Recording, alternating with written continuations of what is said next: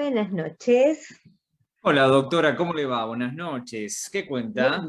bien. Muy bien. ¿Vos cómo estás? Bien, muy bien. Otra semana juntos. Otra semana, sí. Muy bien, Bueno, verdaderamente. Y y la le verdad damos la que bienvenida a todos y todas las que están del otro lado. estoy muy contento de estar con usted, con la gente que nos está observando. Realmente, muy Bueno, contento.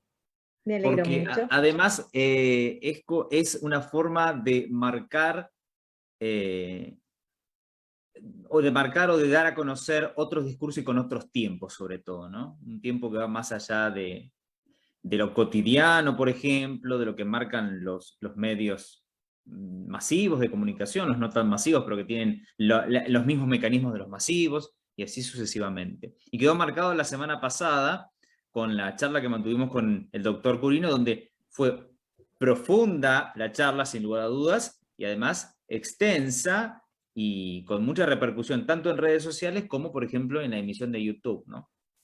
Sí.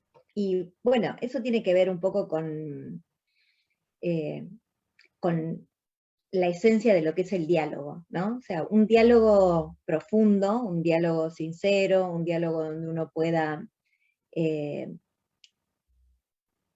anclar en determinados temas y al mismo tiempo profundizarlos, requiere un tiempo, ¿no?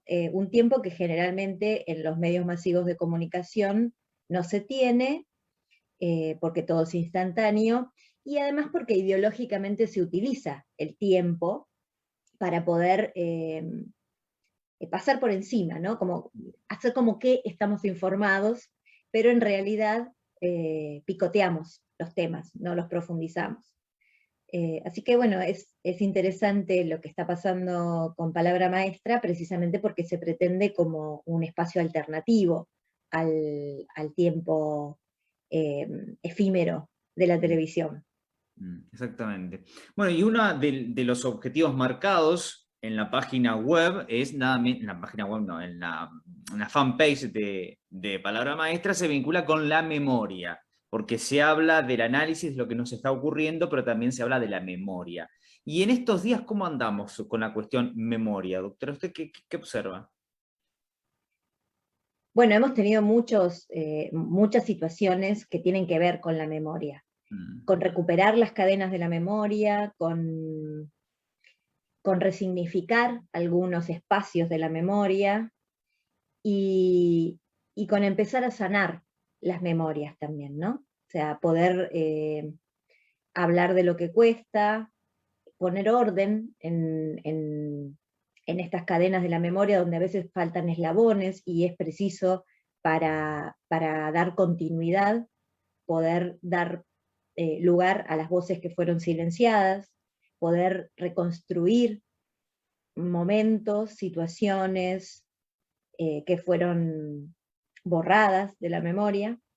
Así que me parece que en estos últimos tiempos ha habido de todo, han ocurrido muchas cosas que son significativas y que tiene que ver con esto, con poder reconstruir esas cadenas, porque toda sociedad que se pretenda una sociedad sana, fuerte, tiene que poder reconstruir su memoria y tener presente esa memoria eh, cuando, cuando, cuando quiere dar pasos hacia adelante, ¿no? Y dar pasos firmes. Ahora, cuando armábamos el tema, yo pensaba hasta dónde se puede prolongar hacia atrás esa memoria. O sea, si hay un punto desde el cual comenzar.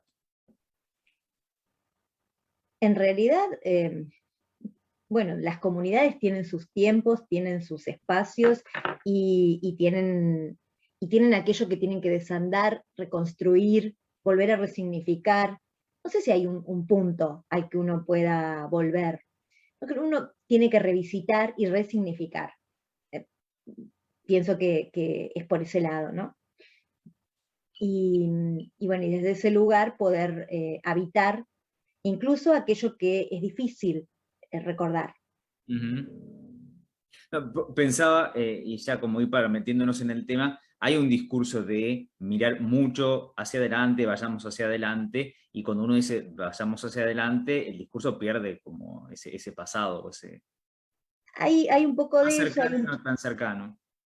Sí, hay un poco también esto de tratar de no, como si recordar lo que duele no fuese bueno, ¿no? Entonces pasarlo por arriba.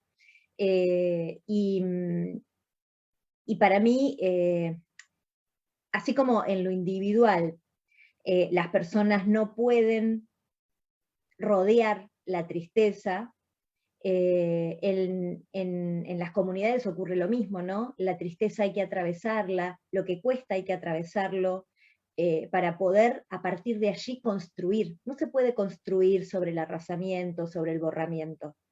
Y por eso espero que siempre podamos mirar hacia el pasado para aprender y para poder significar el presente y construir un futuro con base firme. Doctora, ¿le parece que miremos el video del día de la fecha como para introducirnos en el tema? La cuestión hoy se vincula con, como el comienzo o el puntapié inicial se vincula con, hace nada se dio a conocer la sentencia en el juicio por la actuación de la AAA en Bahía Blanca, y hoy hemos invitado nada menos que a una de las integrantes de Hijo Bahía Blanca para tener sus precisiones, sus percepciones, sus análisis, sus comentarios al respecto. Así que si podemos meternos en el tema a partir de este compilado de la temática totalmente local es el video porque tiene voces de aquí y se vincula exactamente con lo que ha pasado y con todo este trayecto que significó el juicio aquí en Bahía Blanca durante bastante tiempo, realmente. Costó que se hiciese y además fue justo en medio de la pandemia donde se desarrolló una importante cantidad de esas audiencias. Exactamente. Bueno, vamos a compartirlo y después le damos la bienvenida a nuestra invitada que ya está en la salita de espera. Perfecto. Muy bien.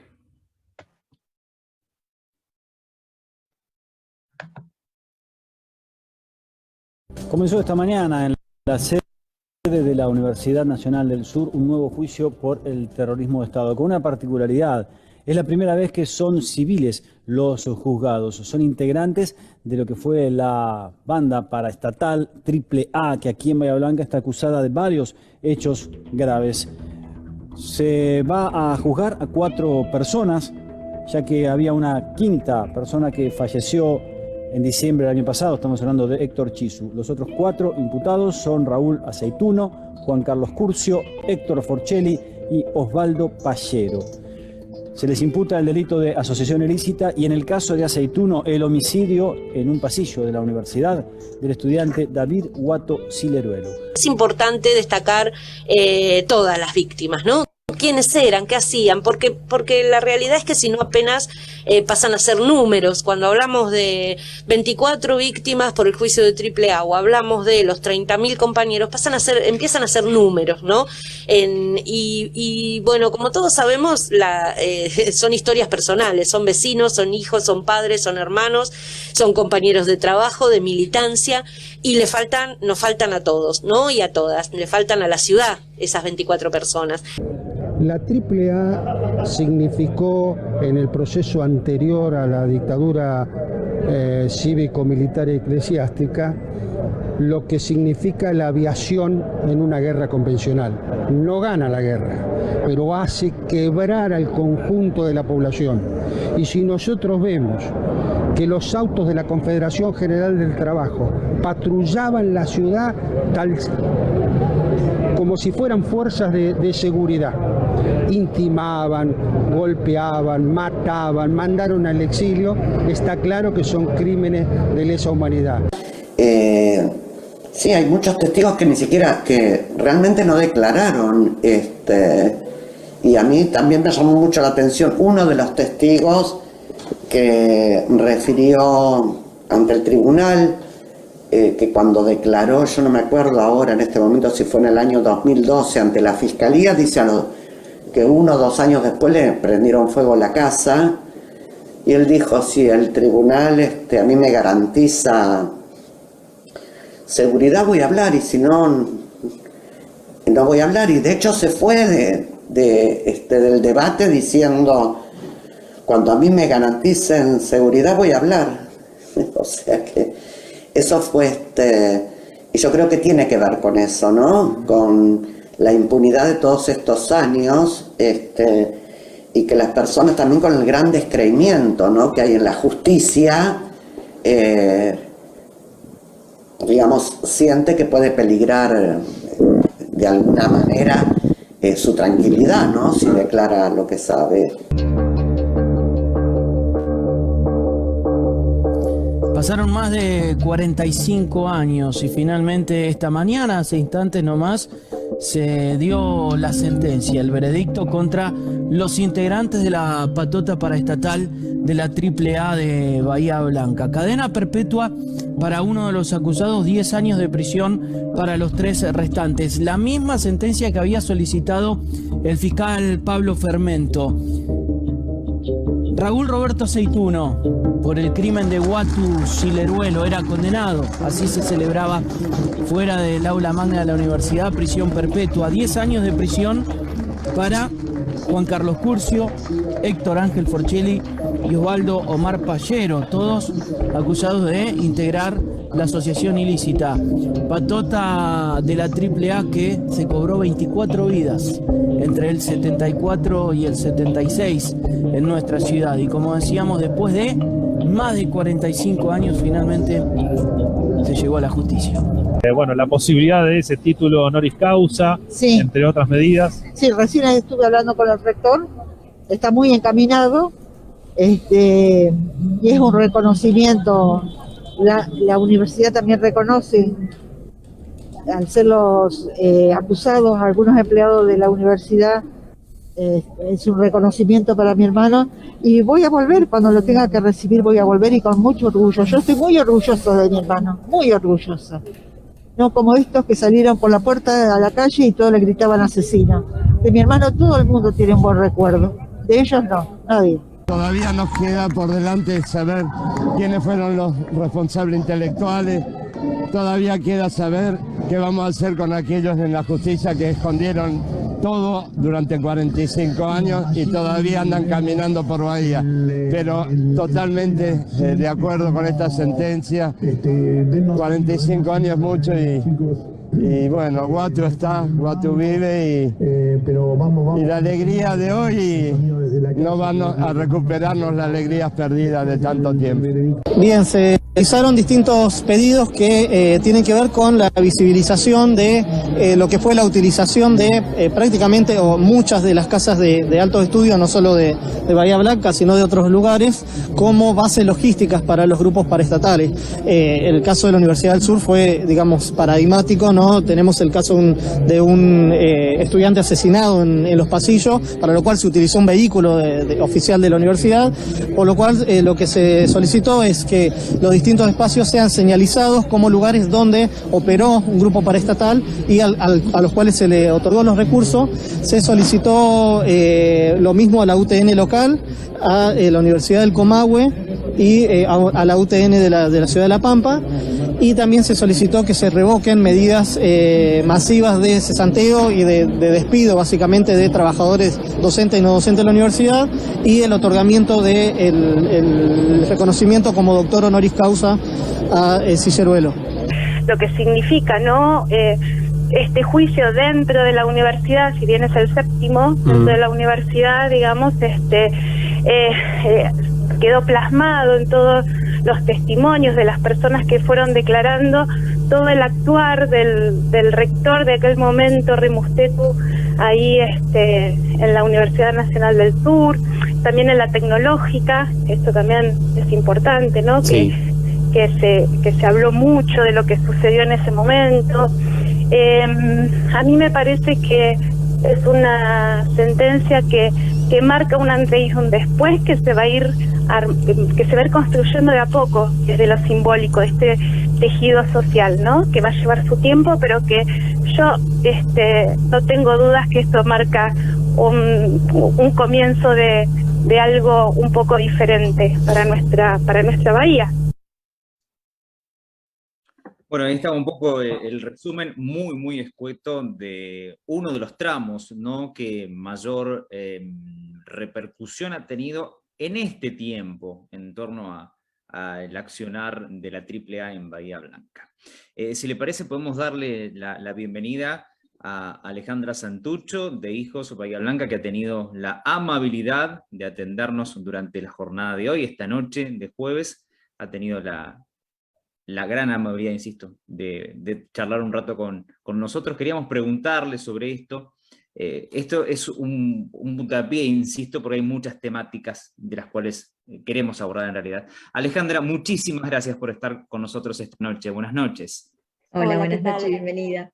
Buenas noches. Bueno, no, gracias a ustedes por invitarme. Un gusto, un placer acompañarlos en esta noche. Igualmente. Igualmente. Bueno, queremos conocer qué pensás, cómo ha seguido estos días posteriores a la sentencia de la cual escuchábamos recién. Bueno, básicamente nosotros como organismos de derechos humanos estamos muy conformes con esta sentencia. De hecho, el tribunal marcó la pena que le dio a los 4 imputados fue la máxima pedida tanto por la Fiscalía como por la querella, perpetua para uno de los imputados, que está acusado de coautor del asesinato del estudiante Watu Sileruelo, y 10 años a los otros 3 por asociación ilícita, es decir, que el tribunal consideró que los 3 fueron parte de la patota asesina de la AAA, ¿sí? Así es que, bueno, como una gran síntesis, digamos, para nosotros es muy importante la sentencia que se dio. También hay mucho, digamos, como para analizar, ¿no? No hay muchos juicios que tengan que ver con la AAA en el país, y eso todos sabemos que la justicia, los juicios van sentando precedentes, digamos, entonces los tribunales van actuando de acuerdo a los precedentes de otros juicios. Sí tenemos, esto era lo que marcaba la diferencia de este juicio con los 6 anteriores que tuvimos, que eran juicios a las fuerzas, ¿no? Donde en el país ya hay más de 260 sentencias a las fuerzas, y se juzga por, bueno, por supuesto delitos de lesa humanidad, pero en el marco de un genocidio, se han reconocido los delitos sexuales. Acá era como un terreno nuevo, ¿no? Donde lo que había no era tampoco demasiado bueno. En La Plata tuvieron sentencias muy malas, allá actuó la CNU, y la sentencia fue, la volvieron a apelar y están por volver a dictar otra sentencia. Bueno, complejo, muy complejo. Y tiene que ver porque esta gente actuaba, si bien por supuesto fue en el marco de terrorismo de Estado, porque ellos tenían la anuencia del Estado, por más que estábamos en democracia, ellos se valían del poder y del Estado de ese momento. Bueno, actuaban en la clandestinidad, ¿no? Cuando uno juzga a las fuerzas, hay una cadena de mando, hay jefes, hay otros que responden. Acá era todo muy complejo, y a esa complejidad había que sumarle la complejidad de lo que significó socialmente esa patota en Bahía Blanca, ¿no? Cuando nosotros decimos dictadura, queda ya por sentado que, bueno, que fue la dictadura, que cometieron los horrores que cometieron, pero estos sujetos que actuaron antes, eran civiles que hasta antes de que se los convoque al juicio, eran vecinos míos, tuyos, del otro, trabajaban, todo el mundo hablaba por lo bajo y decía, este estaba en la pesada, este era de la patota, pero a la hora de ir a declarar, a la hora de ir a la fiscalía, cuando a nosotros nos llegaban esas cosas, le decíamos, bueno, vamos a fiscalía, necesitamos de esto, bueno, ahí la cosa se complicaba. Y con justa razón, ojo, o sea, la impunidad fue muy grande en estos años, y la gente necesitaba, o sea, cualquiera necesita también estar seguro y garantías, ¿no? Así es que, bueno, fue muy complejo desde el inicio. Fue una causa que se fue de Bahía, la llevaron a Buenos Aires, la tuvo muchos años el juez Ollarvide, porque Ollarvide había dicho que iba a concentrar todas las causas de AAA del país, no hizo nada, estuvo ahí mucho tiempo parada, vuelve a Bahía, y bueno, se empieza a mover luego del 2013, 2014, cuando vuelve otra vez a Bahía, y los fiscales Nevia y Palazani la elevan a juicio. Con todas estas dificultades, ¿no? Con muchos de ellos, la mayoría de los más conocidos, fallecidos.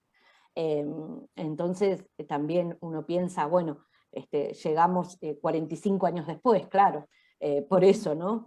Pero bueno, viendo lo macro de esto, ¿no? Lo que tiene que ver con el resultado, para nosotros justamente ahí radica la importancia, que aún pasando 45 años, no quedaron impunes, ¿no? Y eso me parece que va más allá incluso de la justicia por cada víctima. Yo el otro día me preguntaban y yo decía, ¿no? Bueno, cuando nosotros decimos son 30.000 compañeros y compañeras, ya sabemos que a esta altura no van a tener justicia uno por uno, porque es imposible, porque se murieron los familiares, porque no llegaron a juicio, porque los genocidas, cada mes que pasa tenemos menos imputados que llegan a juicio porque fallecen, porque es lógico, la impunidad biológica, ¿no?, que llamamos. Acá lo que hay que ver y valorar, me parece, es el proceso histórico y simbólico que significa haber juzgado a la patota de la AAA con todas estas complejidades que nosotros estamos hablando, que las sabemos, que las palpamos, y que haya habido la sentencia que hubo, ¿no? Que un tribunal dijo, las familias tienen razón, los organismos de derechos humanos tienen razón, cada uno de los que se sentó acá le creyó el tribunal, ¿sí? Y eso es muy valioso, porque es la palabra de las víctimas, es la palabra de los que estuvieron silenciados durante tantos años, ¿no? Después, bueno, por supuesto todos queremos que las cosas hubiesen sido de otra forma, pero 45 años después es bastante imposible.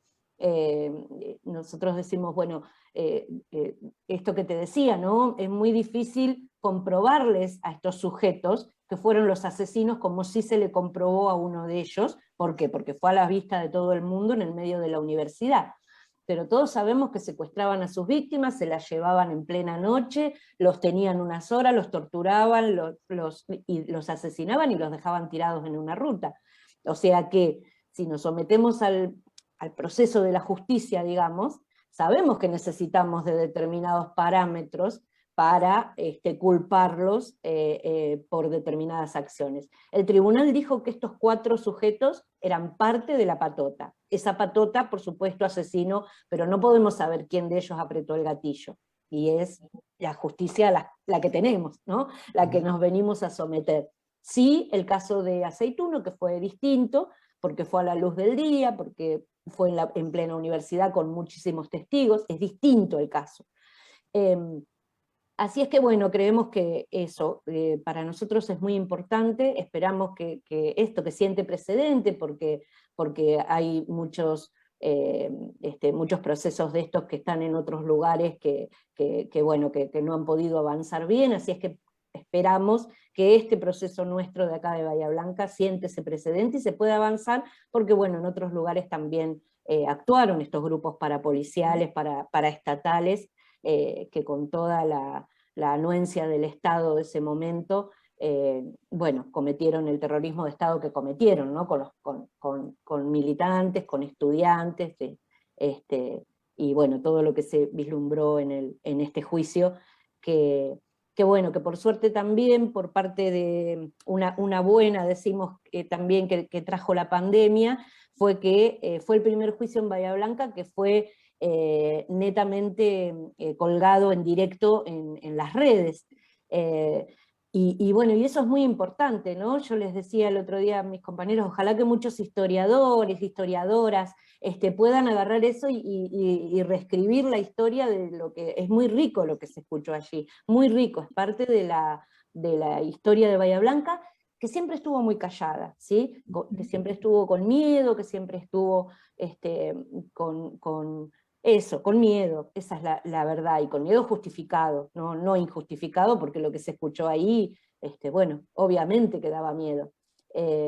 Así es que esa es un poco la síntesis. de nuestro resumen, digamos, de lo que creemos que fue el juicio, que bueno, que la conclusión es que fue un juicio excelente, una sentencia excelente, y bueno, así lo vivimos y así lo vemos desde como querellantes también, ¿no? Como militantes y como querellantes. Alejandra, esto que vos estás mencionando, ¿ves que se trasladó a la comunidad de Bahía Blanca o o pensás que se va a trasladar más adelante con el paso del tiempo? Y Bahía es una ciudad difícil para estos temas, ¿no? Para muchos temas, pero bueno, específicamente yo hablo de lo que, sí, yo hablo de lo que me toca, ¿no? Transitar. Bahía es una ciudad compleja, pero bueno, que tiene que ver también con todo este silencio que durante muchos años también los medios de comunicación han sido siempre demasiado encriptados y han minimizados y también tapado estos temas. Yo digo que ahora, bueno, si uno se remonta a, qué sé yo, a no muchos años atrás, bueno, no existía, en los 90 mismo, ¿no? No existía internet, no existía la posibilidad de ver medios de Buenos Aires. Entonces también la cabeza de los bahienses se moldeó de acuerdo a un medio específico, como específicamente el monopolio de la nueva provincia acá en Bahía Blanca, que tenían televisión, radio y diario, y regían eso, y cualquier otro también era un poco satélite, ¿no? Era muy difícil salirse de eso. Así es que, bueno, con la apertura de los medios luego, creo que bueno, ha cambiado algunas cuestiones. Pero bueno, lo que tiene que ver con lesa humanidad es bastante complejo. Yo no sé medirlo, la verdad es que si te tengo que contestar si se trasladó a la sociedad es muy difícil de medirlo, porque bueno, porque tampoco eso, a nosotros nos costaba muchísimo publicitarlo, ¿no? Que los juicios nosotras permanentemente tratamos de que la gente asistiera. Por eso te decía yo que nos sorprendió gratamente esto de que estaban colgados en las redes y que tienen cientos y cientos de visitas, ¿no? Terminaba el juicio y uno veía que tenía 400, 500 visitas. Y bueno, la verdad es que era sorpresivo, bueno, se ve que, o sea, el interés estaba, después pasaban los días y mucho más, ¿no? Pero en ese mismo momento uno entraba y tenía muchísimas visitas. Entonces, que no pasaba cuando estábamos ahí en la sala. A veces con los juicios de lesa por ahí te das vuelta y hay 4 personas, ¿no? Es muy complejo y nos rompíamos la cabeza de decir, bueno, ¿qué podemos hacer qué podemos inventar, ¿no? Para publicitarlos, para que alguno venga? Pero bueno, es difícil. Y también sabemos que no es un tema convocante, es decir, la gente sabe que lo que escucha ahí es duro. Porque por más que nosotros digamos, sí, es la verdad, pero es duro. Entonces también hay que entender eso. Nosotras para los juicios tratábamos siempre con los anteriores, no estoy hablando de antes de la pandemia, obviamente, porque después de la pandemia fue más complejo, pero de invitar a docentes que trajeran a sus alumnos. A partir de 16 años con los docentes los chicos pueden entrar y lo utilizaban como una clase, digamos, de historia, para después trabajar con los docentes. Eso nos parece sumamente importante porque, bueno, es lo que va a transmitirle a las generaciones que vienen lo que pasó, ¿no? Y también se los transmite de primera mano, ¿no? Como decimos nosotros, no dejes que otro te cuente lo que pasa ahí adentro, andá y escuchalo. Bueno, la sorpresa de la pandemia que fue esto, de que veíamos que el juicio ahí colgado tenía cientos y cientos de entradas, bueno, nos hizo rever de que de ahora en más vamos a pedir que sean así, que sea de las dos formas, ¿no? Que sea presencial, por supuesto, pero que a la vez se transmitan. Bueno, vamos a ver, porque ahora va a venir un tribunal nuevo para el próximo juicio, y bueno, va a haber que batallar ahí. Sí, porque bueno, el Poder Judicial a veces también tiene sus encasillamientos y sus cuestiones que bueno, estos juicios son distintos que otros juicios, porque son juicios que estamos haciendo 45 años después. No es lo mismo un juicio común de los que se juzga normalmente, que estos tipos de juicios de lesa, ¿no? Tienen características totalmente distintas. Así que, bueno, vamos a ver si lo logramos de que pueda hacer las dos cosas. Pero bueno, no sé si contesté tu pregunta, me es muy difícil saber si la sociedad es complejo. Cuando hablaba de los medios pensaba que uno de los momentos más resonantes fue cuando desde el PJ, de la conducción del PJ actual, se desconoció la AAA, ¿no? Sí, la verdad que complejo y desagradable para nosotros, ¿no? La verdad es que no alcanzamos a entender, yo creo que estamos 40 años de democracia, tendremos 30 y largos, ¿no? Me parece que es hora de ese tipo de cosas sacárselas de encima, sacarse el lastre, ¿no? Esa fue la conclusión que decíamos nosotros, en vez de decir, bueno, no, la verdad es que esta gente que era obvio que iban a terminar sentenciados, porque si alguien estaba esperando terminar la sentencia, bueno, era obvio, y si llegaba a haber una sentencia adversa, eso no iba tampoco a ningunear lo que familiares y víctimas y testigos hace 40 años que vienen sosteniendo, ¿verdad? Todo el mundo sabía que estos personajes eran de la patota. Entonces sentarse a defender ahí y teniendo un cargo político, la verdad que es lamentable. Era la oportunidad para sacarse el lastre de encima y decir, bueno, nosotros somos diferentes y queremos organismos y partidos políticos diferentes. Pero bueno, igual no lo personalizo, digamos, no lo extiendo a todo el partido, pero creo que, bueno, son los máximos referentes. Debería haber habido también un repudio más contundente. Digo por parte de sus pares, ¿no? Del nuestro, por supuesto que lo hubo. Porque, bueno, nada, no es... En el momento histórico que estamos viviendo no es ni siquiera lógico sentarse a defender a estos asesinos, ¿no? Que ya no lo decimos nosotros solos, que por supuesto era valioso, pero ahora lo dijo la justicia. Esos 4 que estaban ahí eran 4 asesinos de compañeros y compañeras. Entonces, bueno, la verdad que sentarse ahí a defender a estos sujetos es lamentable, ¿no? Sí, lamentable por ser suave, ¿no? Sí, por supuesto. Pero bueno, hoy hablábamos con Sergio antes de darte la bienvenida respecto de la necesidad que hay de restablecer los eslabones que faltan en las cadenas de la memoria, precisamente para evidenciar estas cadenas también de solidaridades que muchas veces se siguen sosteniendo desde lo no visto, ¿no? Desde lo que no se percibe. Y discursivamente a veces eso emerge, como en estas declaraciones. Y a mí me gustaría que reflexionáramos y vos compartieras tu opinión en relación a precisamente los 45 años que pasaron desde los hechos hasta el juicio, tienen todo lo que no pueden restañar en cuanto a la justicia que no se le brindó a las personas en particular. Pero me parece que desde la memoria, me parece que es muy significativo, porque nosotros ya tenemos muchos hijos de la democracia, ¿no? Que son chicos y chicas muy jóvenes que no vivieron todo esto, que lo pueden tener cercano o presente como un relato, pero no deja de ser un relato.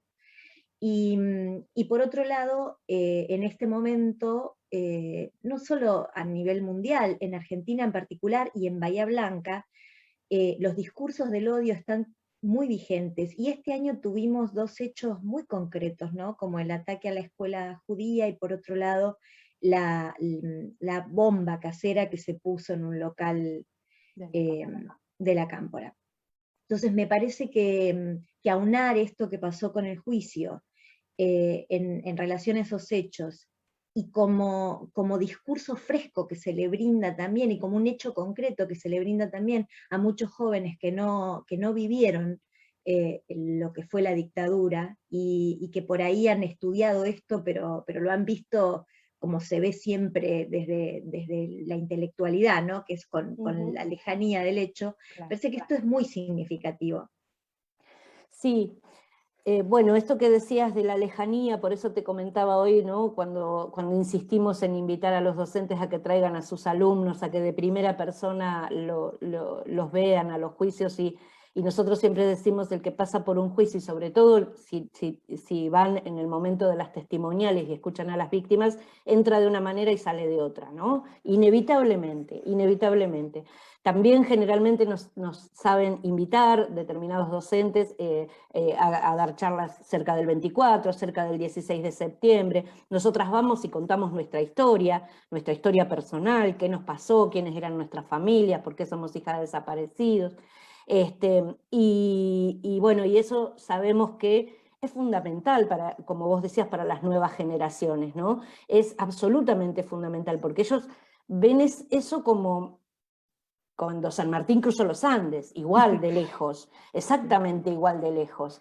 Entonces cuando se encuentra con una persona que les cuenta, bueno, no, yo vivía acá, a la vuelta de tu casa, mi mamá y mi papá militaban políticamente y pasó tal y tal cosa, bueno, ahí entran en una empatía y entran en la cuenta de qué es lo que, y que no es tan lejano. Y con respecto a lo que vos decías de los discursos de odio, la verdad es que a veces uno cree, ya ha pasado, ¿no? Porque, bueno, la verdad que lamentablemente en los 4 años del gobierno anterior tuvimos muchos retrocesos en lo que tiene que ver con materia de memoria, verdad y justicia. Los juicios no avanzaron, no sacaron programas de asistencia psicológica, bueno, miles de problemas tuvimos, ¿no? La idea era vaciarlos, que queden ahí, que no era cortarlos porque era mucho, pero los vaciaban. Y entonces nosotros hacíamos un poco un mea culpa, porque a veces uno creía que esto era un proceso que iba solito sobre ruedas y que ya no había forma, y sí, hay forma siempre, ¿no?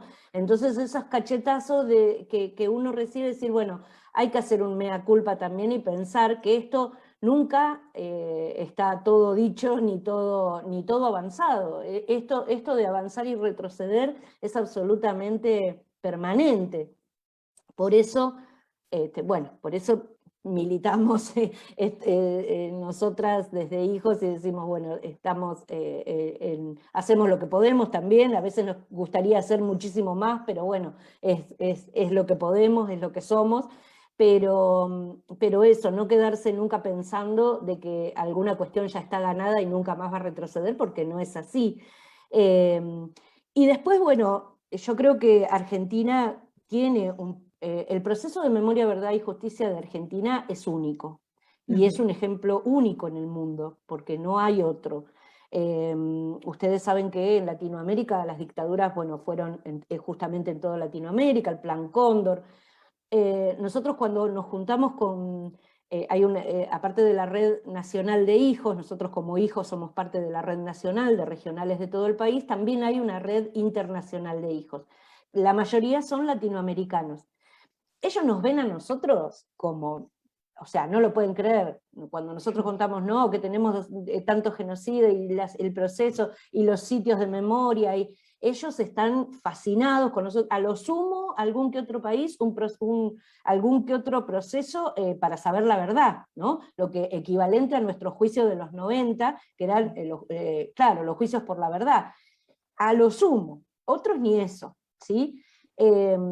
Entonces creo que eso hay que ponerlo en valor, que a veces no se pone en valor acá en la Argentina eso, ¿no? Porque uno por ahí dice que, no, porque pasaron 45 años, sí, ya sabemos, pero ese proceso es sumamente importante y reparador desde lo social. Yo, como te decía, yo no creo que los familiares de los 30.000 vayamos a tener justicia, porque no es posible. No vamos a recuperar los cuerpos de todos, no, porque los tiraron al mar, porque no nos dicen dónde están, ¿no? Vamos a recuperar algunos. Lamentablemente, ojalá recuperemos los 500 nietos y nietas, hermanos nuestros que nos faltan, pero bueno, llevamos 130, y hay aproximadamente 500, y la vida pasa, y hoy ya tienen 45, 46 años. Entonces, yo creo que hay que valorar este proceso de memoria, verdad y justicia como lo que es en sí, ¿no? Como este proceso que hemos podido construir, que es sanador para el país, porque creo que ninguna democracia sana se sostiene con tanta impunidad, ¿no?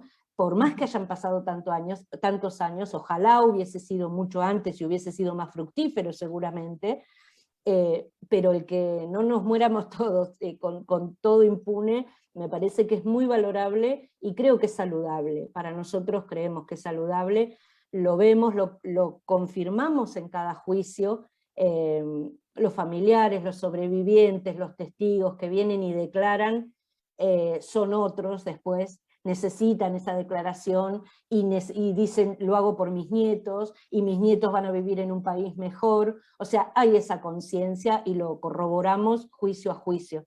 El otro día alguien me preguntaba, uy, ¿hasta cuándo estos juicios con tanto dolor? Bueno, hasta que no haya más nadie para juzgar. Esto es así. El día que no haya más nadie para juzgar, seguiremos buscando toda la verdad, sí, que eso sigue produciéndose, ¿no? Seguiremos buscando los cuerpos, seguiremos buscando a nuestros hermanos, pero mientras haya un solo genocida, que sepamos y que lo podamos juzgar, lo vamos a seguir juzgando. Después, bueno, por supuesto, están grandes, están mayores, les dan domiciliaria, bueno, es lo que se logra, pero me parece que es mucho más sano para nuestra democracia y para nuestro país que esto tenga una conclusión, una justicia, ¿no? Y que no lo digamos solamente los que estamos de acuerdo, los organismos, los familiares, las personas sino que lo tiene que decir la justicia. Es el mismo Estado que nos provocó todo ese dolor, ese mismo Estado nos tiene que reparar. Lo necesita el país, es necesario para poder avanzar en una democracia sana. Y la militancia, ¿no? Sí, por supuesto. Para poder acabar con esto de que quien milita por alguna causa en algún lugar está bajo sospecha, ¿no? O sea, acabar con ese discurso perverso que se sigue entramando con la democracia misma, es necesario que todo esto sea juzgado y sea puesto a la luz. Absolutamente, y eso, viste, es parte de lo que te decía al principio, ¿no? Uno no termina de sorprenderse porque pareciera como que eso no, y sin embargo son los mismos discursos que se buscaban en los 70 para perseguir a estudiantes y a obreros y a curas y a todo el que tuviera un compromiso social, porque no estamos hablando solamente de los militantes de los 70, digo, de los que habían optado por la lucha armada, y no, porque nosotros vemos en los juicios que estaban eso, pero hay estudiantes, hay obreros, hay curas, ¿no? Todo aquel que tenía un compromiso social era parte de la estigmatización, la persecución y bueno, y luego por supuesto la desaparición y el asesinato, ¿no? Entonces esos discursos son sumamente peligrosos y el que crea que está fuera de eso se equivoca, porque también lo sabemos que en los 70, los que tenemos familia desaparecida, que nuestros abuelos pensaban, no, bueno, pero si no andan en nada no les va a pasar nada,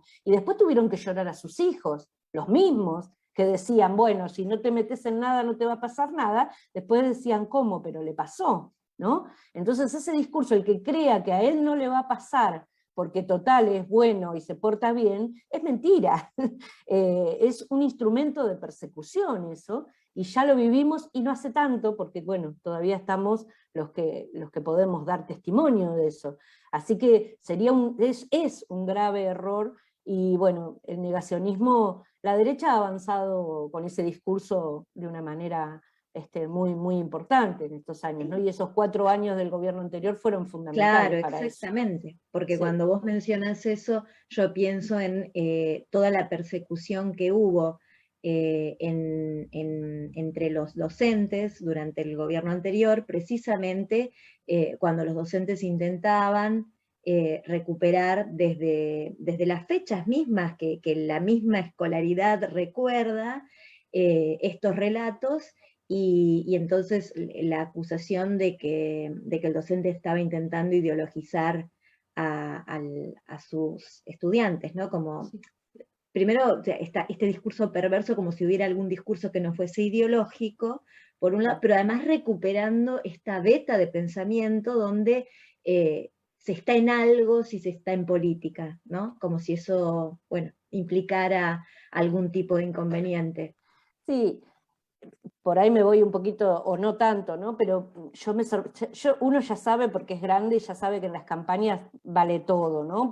Pero cada vez vale más, me parece. Hoy escuchaba un político que decía, vote Ciudadanos, no vote políticos, pero si te estás presentando por la política, o sea, son unas cosas perversas muy raras. No, la política es la herramienta de cambio, es lo que nos va a hacer. Por supuesto que hay malos políticos, y sí, hay malos obreros, hay malos estudiantes, hay malas personas, eso como en todo, seguramente. Pero la política, sí, ¿cómo vas a decir vote Ciudadanos? No, vos te estás presentando porque te estás presentando políticamente, por un partido político. Bueno, una cosa muy loca, Sí, que no se entiende, ¿no? Sí. Exacto, y es muy entramado, por eso hay que seguir trabajando mucho esto, porque incluso está esta idea de que la única participación política que puede tener el ciudadano es en la urna, ¿no? Como si el ciudadano no pudiera involucrarse en todos los espacios de gestión que son posibles dentro de una comunidad, como si el voto fuera todo lo que podemos hacer por nuestra propia democracia. Y quizá ni sea lo más importante, ¿no? Porque con todo lo que hay para hacer socialmente, quizá ni sea demasiado, pero bueno, nada, eso, ¿no? En cuanto a la demonización, está tan arraigado querer llegar con ese discurso que caen en lo ridículo, ¿no? No se puede creer, decir, bueno, me llamaba mucho la atención hoy que vi un discurso así. Pero bueno. Sí, a mí me parece... No, perdón. Perdón. Que a mí me parece muy significativo que la justicia venga a poner nombre a estas cuestiones, precisamente para validar a todos aquellos y todas aquellas que hoy, desde su compromiso y desde su juventud, militan en espacios, en diversos espacios, no estoy hablando únicamente de la militancia en partidos políticos, sino que tienen las ganas de ejercer el derecho de transformar la sociedad en la que viven, y que entonces desde la justicia se ponga el nombre que hay que poner, ¿no? O sea, ¿quién fue la víctima? ¿Quién fue el genocida? Para poder sanear este discurso, por un lado, y borrar esta estigmatización que existe sobre el joven militante, además, ¿no? Absolutamente, vos sabés que eso, bueno, vi un poquitito del video que ponían ustedes cuando nosotros estuvimos haciendo ese recorrido de las víctimas, bueno, en este caso de AAA que eran 24, digo, porque a veces uno quedan como una cosa así, bueno, 24 víctimas, ¿no? No, pero eran 24 vecinos, eran 24 chicos y chicas que eran estudiantes, incluso remarcamos dónde vivían, y más de uno dice, pero ¿cómo? Vivía acá a la vuelta de mi casa, vivía y estudiaba en la universidad y trabajaba, estudiaba y trabajaba y tenía, iba a la capilla porque también tenía compromiso social los sábados con el cura de la capilla. Y me parece que eso también es necesario porque la suma de esas individualidades, bueno, es lo que hizo las luchas, las luchas en nuestro país, ¿no? Por eso a nosotros nos gusta a veces hacer eso, rescatar las historias personales de los compañeros y las compañeras, decir quiénes eran, qué hacían, y bueno, en parte por esa estigmatización, ¿no?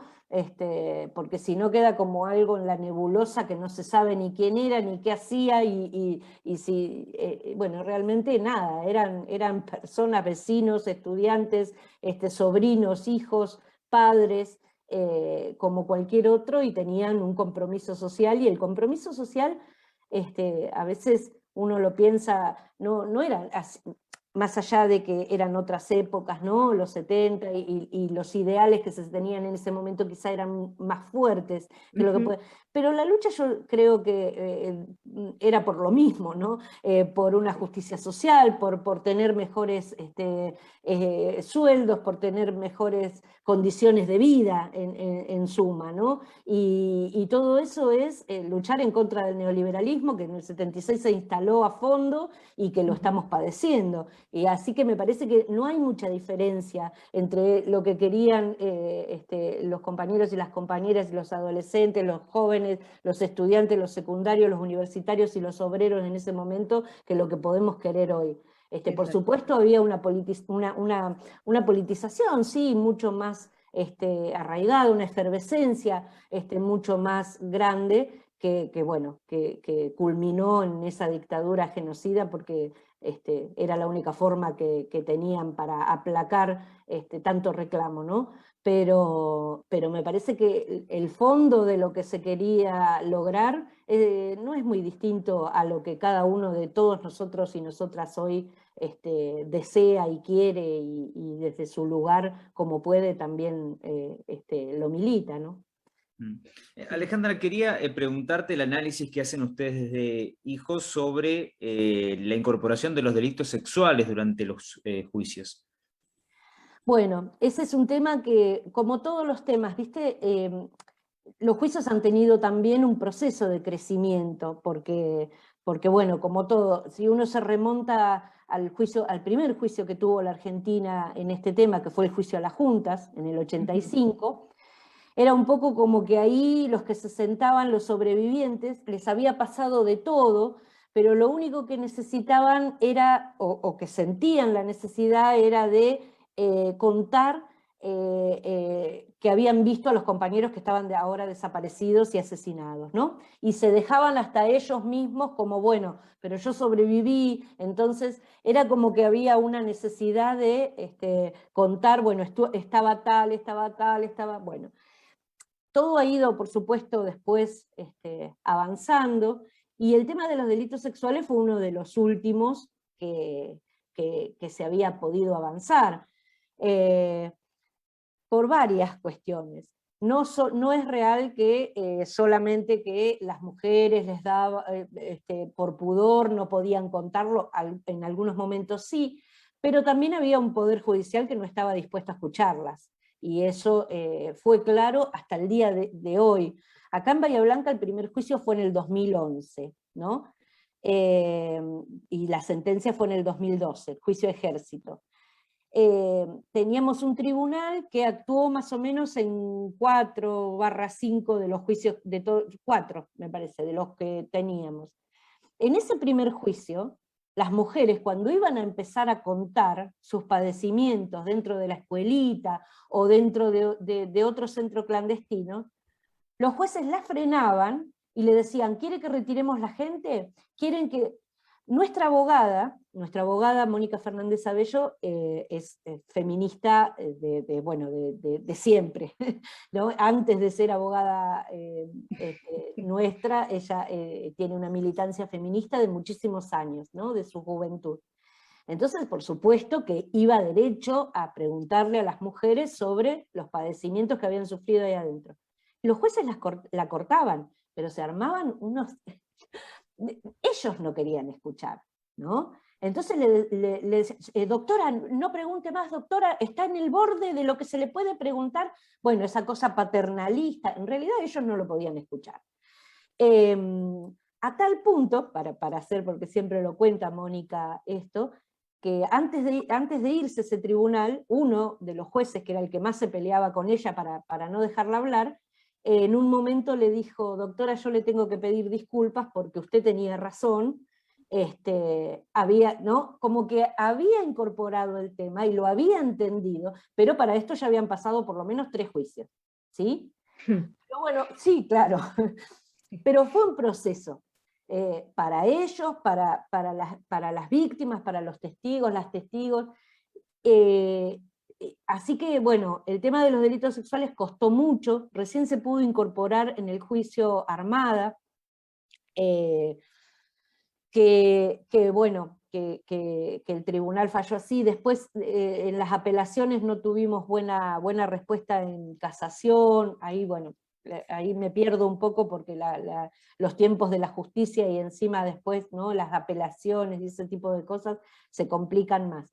Pero en el juicio que va a empezar ahora, el próximo juicio, no va a empezar ahora, pero esperamos que antes de fin de año o a más tardar, en los primeros días de febrero del año que viene, va a empezar un mega juicio, un juicio que corresponde a Ejército, bueno, hemos solicitado, por esto que venimos hablando, ¿no?, por los tiempos, por que unan un montón de tramos, de causas chiquitas, y se arme un gran juicio, un mega juicio. De hecho, Fiscalía la caratula la causa como mega causa zona 5. Va a tener aproximadamente 40 o más imputados y cerca de 300 víctimas, de las cuales muchos llegan por primera vez. En este juicio, los delitos sexuales ya fueron tomados como elevados a juicio desde el inicio. Tipificado. ¿Sí? Exacto, tipificado. No incorporado durante el debate, sino ya se elevó con delitos sexuales. Así que es el primero. De estos 7 juicios que llevamos, es el primero que llegamos al juicio con los delitos sexuales tipificados. Bueno, estamos recontentas, o sea, porque es súper importante, ¿no?, haber logrado esto. Pero bueno, para que tengas una idea, yo les contaba hoy que hay en el país más o menos 260 sentencias, ¿no?, a lo largo y ancho de el país.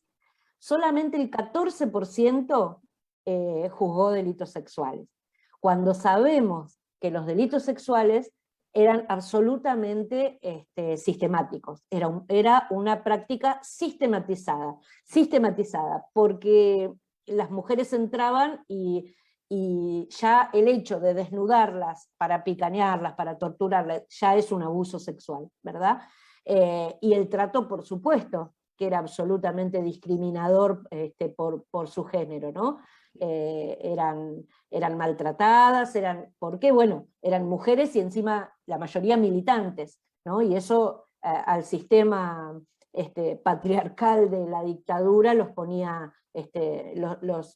ponía más mal todavía, ¿no? Porque entonces ellas eran castigadas, las compañeras eran castigadas justamente por no haberse quedado en su casa, criar a sus hijos, les recriminaban, vos te fuiste, dejaste, ahora jodete, mirá a tus hijos, no sabemos dónde están, las torturaban con eso, diciéndoles cosas de sus hijos, bueno. Sabemos que había un plus ahí de las compañeras que sufrían por ser mujeres y por ser mujeres militantes la mayoría. Así es que bueno, ha costado esto que te decía, ¿no? A lo largo del tiempo todo ha ido costando y bueno, ahora estamos en un proceso de que en todos los lugares se trata de que los delitos sexuales lleguen como en este juicio que va a empezar ahora, ¿no? Pero bueno, no siempre se consigue. Y también, otro más tabú todavía y más problemático, es el tema de los varones que fueron abusados también sexualmente. Ahí tenemos más complejidad, porque también el sistema patriarcal hace de que esos varones no puedan contarlo, y también, esto que seguramente la mayoría de los tribunales son varones, que haya varones que no puedan escucharlo, ¿no? Exactamente. Así que bueno, es un camino de lucha bastante complejo, pero bueno, y doloroso, por supuesto, no es sencillo, pero bueno, creemos que estamos avanzando, esto es permanentemente así. Y yo pensaba, esta iniciativa del doctor honoris causa para Uatu, también me parece que es muy significativo porque en relación a esto que vos decías antes, ¿no? Lo rescata desde el lugar de estudiante también, ¿no? Y nos da la posibilidad de, bueno, es muy difícil hablar de un duelo en ese caso, ¿no? Pero nos da la posibilidad de duelar todo lo que puede haber sido el sueño de un chico que inicia una carrera universitaria y que une su militancia precisamente al desarrollo de una carrera que quedó trunca junto con su vida, ¿no? Claramente. Sí, sí, y agrego por ahí, comparto todo lo que vos decís, me parece sumamente importante, y agrego la importancia de todo lo que tenga que ver con reparación simbólica por parte de la universidad, ¿no?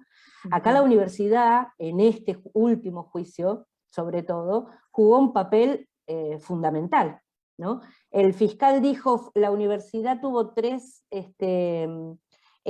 vertientes, ¿no? Fue víctima, victimaria y escenario, ¿no? Fue todo. Porque recordemos que a estos sujetos de la AAA se les pagaba un sueldo desde la universidad.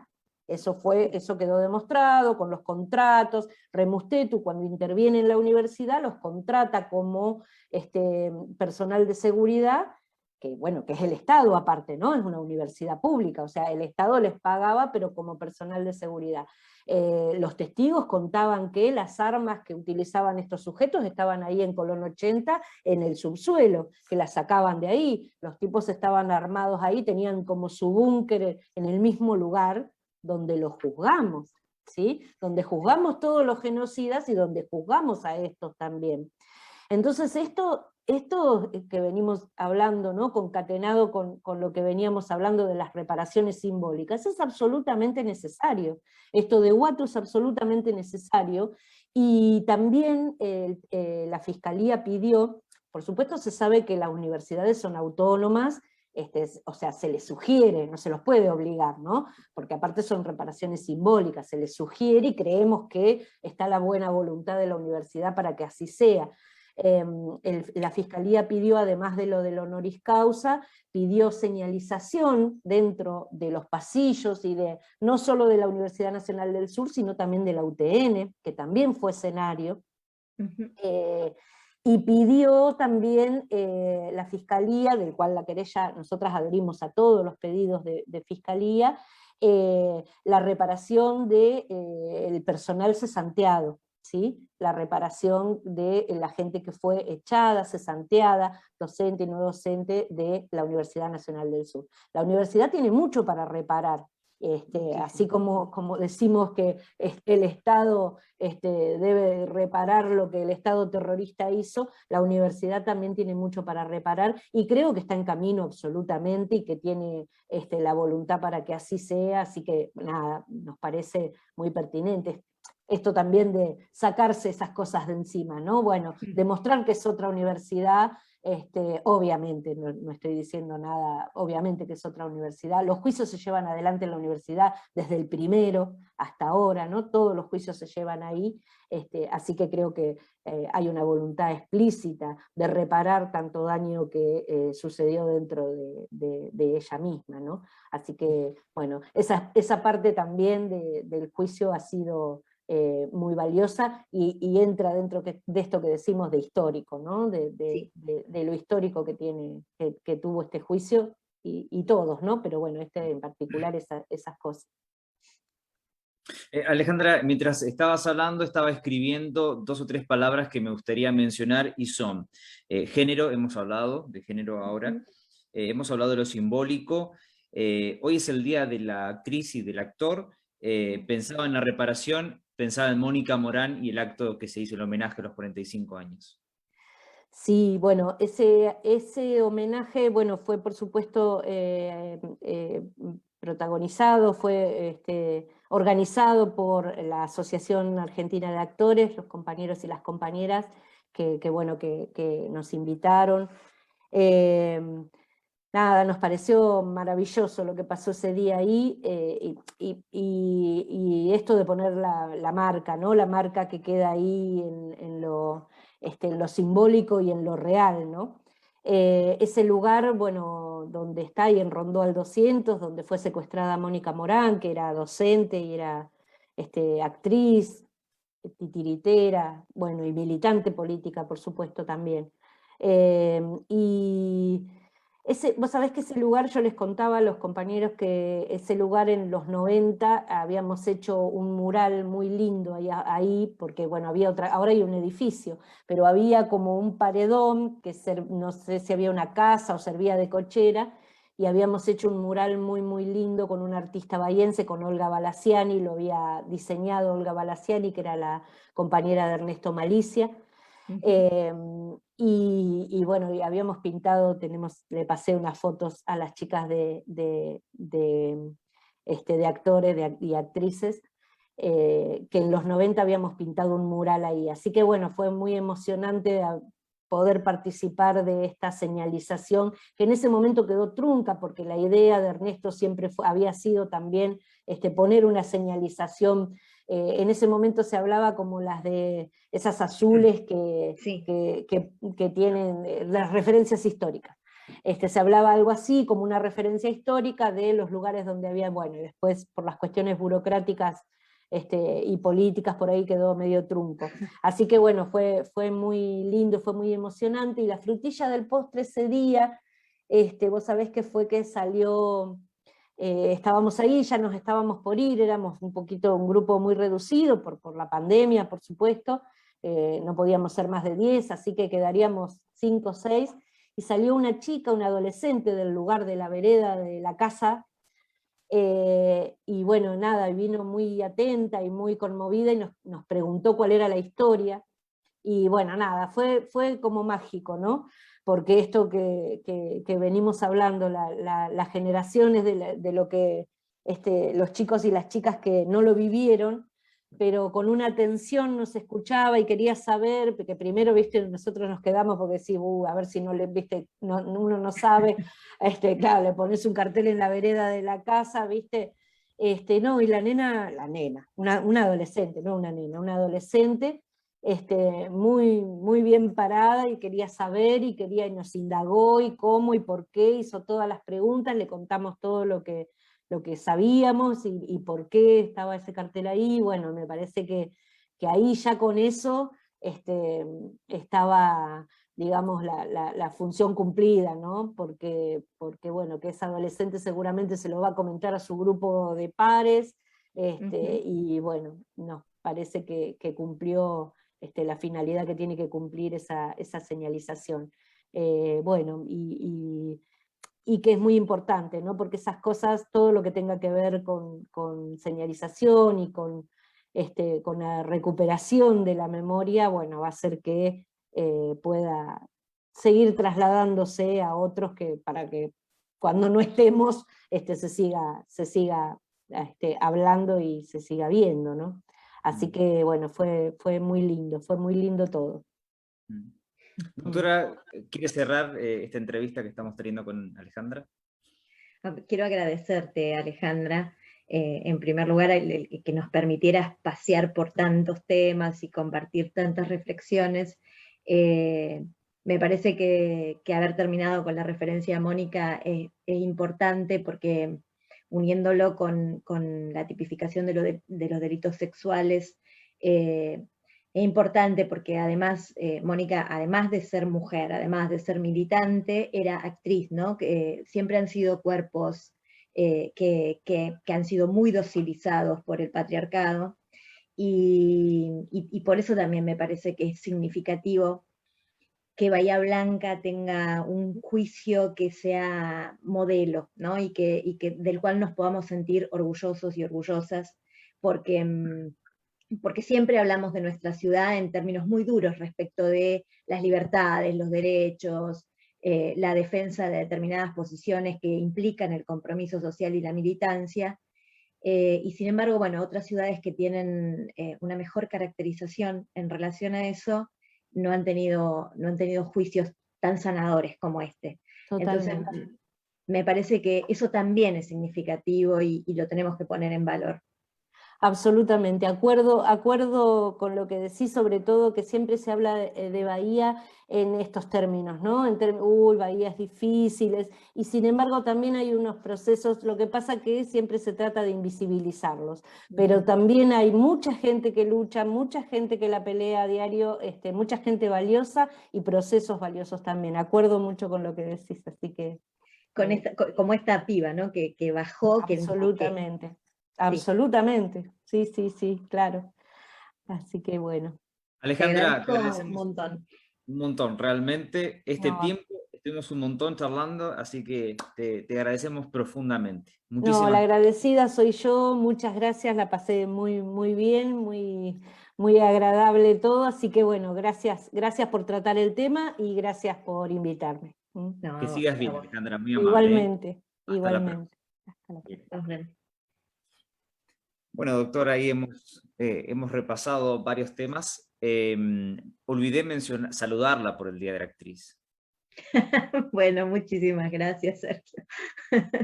Muchas gracias. Y en ese sentido, una reflexión, digo, porque más allá de esta cuestión histórica tan importante y significativa, hablemos de la actividad hoy, cómo estamos hoy, qué balance haces del hoy. En cuanto a la militancia de las actrices, ¿decís vos? Sí, exactamente, sí. Bueno, las actrices, como todas las mujeres, tenemos que seguir militando fuerte por nuestros derechos porque bueno, como decíamos en la conversación que teníamos con Alejandra, ¿no? O sea, hay derechos que se conquistan y después hay que defenderlos y hay que defender que las leyes se apliquen, que el sistema no distorsione lo que se consigue en el marco de las luchas militantes. Y creo que en el caso de las actrices ocurre lo mismo porque tenemos que seguir peleando, primero por tener los mismos derechos, porque no se produzcan situaciones de abuso como las que hemos, y las que se han denunciado en los últimos tiempos. Y por otro lado, porque todavía hoy en Argentina seguimos teniendo espacios y voces de la crítica o de los hacedores varones que están como muy reconocidas y muy validadas, y eso implica muchas veces desconocer a las actrices como trabajadoras y los espacios que las actrices conquistamos.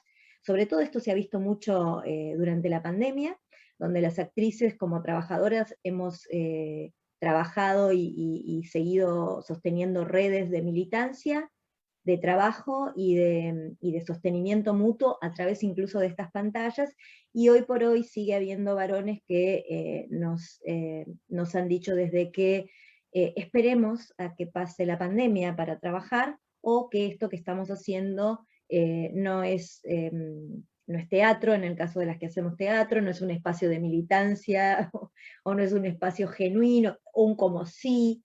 Bueno, esas son cuestiones que tenemos que seguir. Hubo de hecho un creador muy reconocido, que en su muro de Facebook, y lo voy a decir con nombre y apellido, porque hay que poner nombre y apellido, Mauricio Cartún, en su muro de Facebook hizo una publicación donde decía que trabajar en estas pantallas era como darle un beso a la chicholina, ¿no? Con toda la misoginia que esa frase implica, ¿no? Y la estigmatización que implica. ¿Qué intentaba decir con eso? No. Que era como un sucedáneo, ¿no? O sea, cuando los varones necesitan desahogarse sexualmente, en lugar de establecer una relación sexoafectiva basada en la igualdad de derechos, se ve que algunos varones recurren a pagar por sexo, ¿no? Y entonces hizo esta afirmación, hizo esta comparación, y además rebajó a una mujer como la chicholina, que nunca desconoció sus orígenes porno, pero que hizo todo un trabajo respecto de su identidad como mujer, y que además llegó a ser representante política de un sector, ¿no? Entonces, todo lo que esa frase implica es nefasto, ¿no? Y además, bueno, el adoctrinamiento y aleccionamiento a quienes hemos elegido seguir trabajando a través de lo que se podía, y como bueno, en nuestro caso las mujeres de pelo suelto hemos elegido trabajar mediante este dispositivo porque es lo que estaba a disposición por un lado, y que en el transcurso de nuestro propio trabajo y del trabajo de otras hacedoras hemos descubierto que esta es una posibilidad no solo de generar trabajo, de generar militancia, de sostener militancia y de conquistar nuevos espacios. Hemos conquistado una plataforma que fue pensada para lo comercial, y la hemos conquistado para lo artístico y para el artivismo. Y existen un montón de personas, y sobre todo de jóvenes, que nunca habían asistido a una sala de teatro y sin embargo entraron a ver teatro en estas pantallas. Entonces, bueno, hay mucho para reflexionar allí, ¿no? En cuanto a conquistas, derechos y demás. Y si me permitís, ya que estoy hablando de esto... Porque el ejemplo del domingo que viene, ¿no? Exactamente. Los invito y las invito a participar de una nueva edición del ciclo de dramaturgias de urgencia, que además, en este caso, el domingo, es el especial de artivismo, que toma como tema los perseguimientos policiales y gubernamentales que está sufriendo la gente de la región, de la comarca andina, que sufrieron a principios de año los incendios que tomaron estado público y que en su momento generaron mucho interés y mucha solidaridad de parte de todos los habitantes de nuestro país, y que hoy esto está como invisibilizado. Esas familias siguen sufriendo hostigamiento de parte de la policía, y bueno, el especial de artivismo está dedicado a lo que hoy se está viviendo, particularmente una serie de sucesos que estuvieron ocurriendo en el barrio Bosques al Sur, que ese es el nombre que lleva el especial, y que como siempre lo pueden ver en la plataforma de Zoom, y pueden acceder al link a través de www.teatroenlanube1.com.